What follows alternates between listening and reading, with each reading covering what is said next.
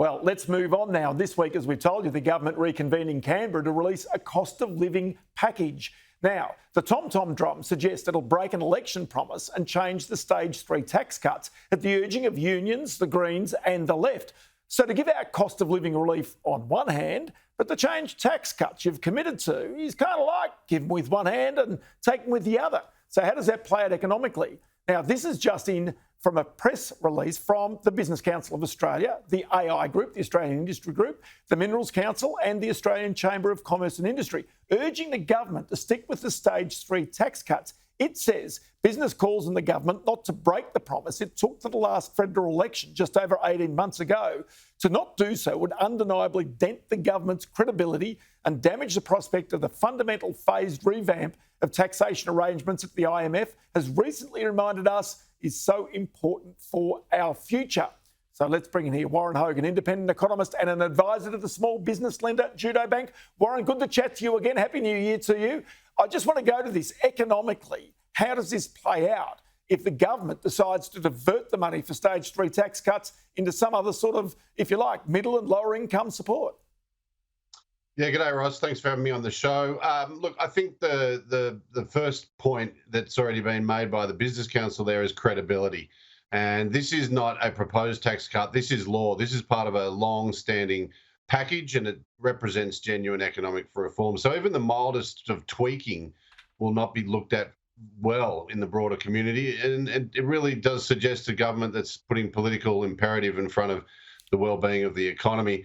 And look, the reality is to even reduce at the margin some of the tax cut for some income earners is actually a tax hike because everyone knows it's coming and plan for it. So that's the first point. The other one is, a problem with cost of living support is it's supportive of the economy as well. And that sort of works at odds with what the Reserve Bank's trying to do and slow the economy and get rid of inflation. So the tweaking of the stage 3 tax cuts to reduce the tax cut for higher income earners and give more to lower income earners has the benefit of being revenue neutral and therefore not providing a stimulus to the economy.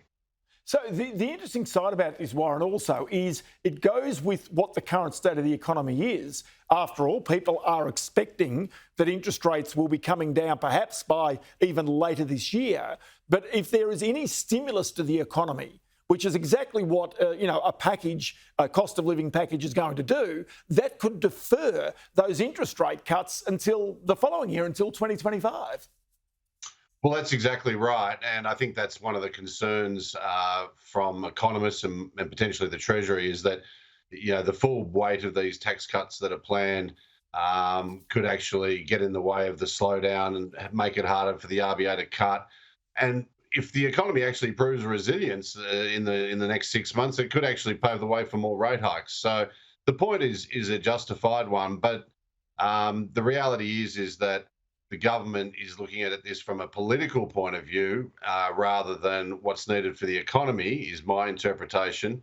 And I think the best thing they can do is nothing, to stay the course and stick to their strategy of keeping the extra revenues, maintaining a sort of discipline around fiscal policy, and hoping that the Reserve Bank's got the job done with a 4.35% cash rate.